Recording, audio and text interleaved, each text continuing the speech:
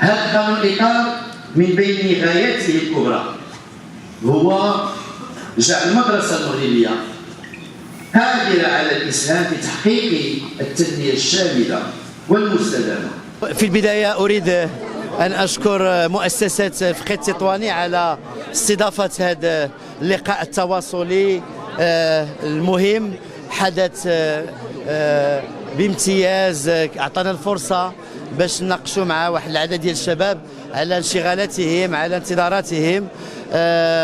طرقنا لجميع الجوانب اللي كتهم منظومة التربية والتكوين، ولا سيما تنزيل مقتضيات وتفعيل قانون الإطار. هذا القانون الإطار اللي كيشكل واحد الإطار تعاقدي ملزم على الجميع، واللي غيعطينا واحد الصيرورة مهمة، واحد الاستدامة، واحد التحسين ديال تنفيذ الإصلاح. اليوم المدرسة المغربية هي مسؤولية الجميع، مسؤولية جميع المغاربة، لهذا لابد من الانخراط في هذا الورش الإصلاحي المجتمعي بالتعبئة، بالانخراط المكثف على جميع المستويات. وعندي اليقين أن إن شاء الله سوف نكون في الموعد